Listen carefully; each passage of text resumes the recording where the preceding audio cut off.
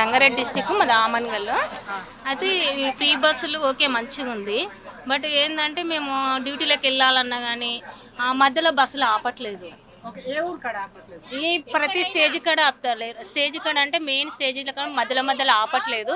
మాకు చాలా ఇబ్బంది అవుతుంది. అక్కడ టైం అంతా వేస్ట్ అవుతుంది. ఏమన్నా అంటే ఇక్కడ స్టాప్ లేదు మేము ఆపము అనేవాళ్ళు. ఇంత ముందుకు టికెట్ ఉన్నప్పుడేమో ఒక ఫర్ ఎగ్జాంపుల్ మెయిన్ స్టేజ్ ముందు టికెట్ తీసుకునేది, మధ్యలో ఆపేది. ఇప్పుడు అట్లా ఆపట్లేదు.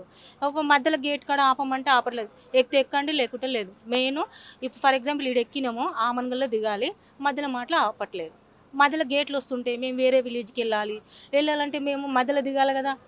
ఒక బస్సు విలేజ్లలో ఒక బస్సు ఉంటుంది, అక్కడ రీచ్ కావాలి.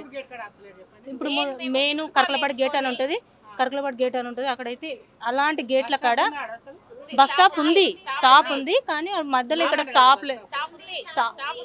స్టాప్ ఉంది. ఎక్స్లు ఆపవు. ఆర్టీసీ బస్ కోసం చూస్తే అవి తొందరగా వస్తలేదు.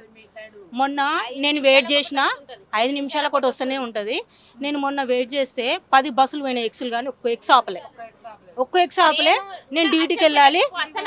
అచ్చంపేట డిపో అస్సలు ఆపట్లేదు, తలకొర్త డిపో ఆపట్లేదు. ఎంత ఇబ్బంది అవుతుంది తెలుసా. చిన్నపిల్లలు కూడా ఆడలను చూస్తే మొత్తమే ఆపట్లేదు.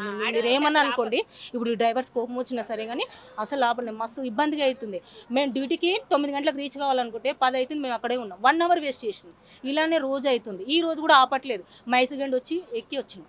మైసిగండిలో స్టాప్ ఉంది, అక్కడ ఉంది అనేసి మైసిగండి మేము మధ్యలో నుండి మైసిగండికి వచ్చి బస్సు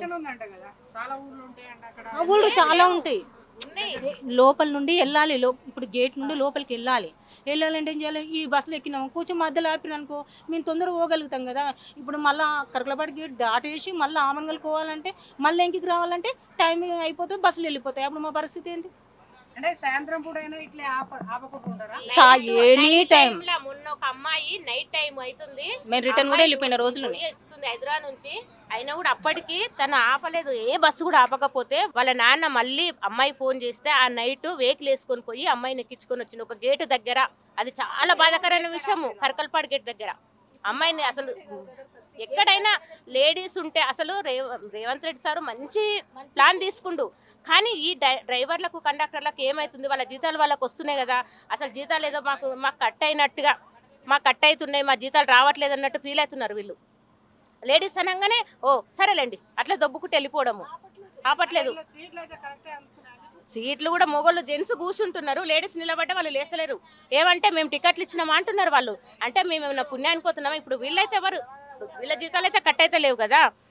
గవర్నమెంటే భరిస్తుంది కదా. అది గవర్నమెంట్ భరించినప్పుడు వీళ్ళకి ఏమవుతుంది? కండక్టర్లకు అసలు ఏ మాత్రం కూడా లేడీస్కు వాల్యూ లేదు.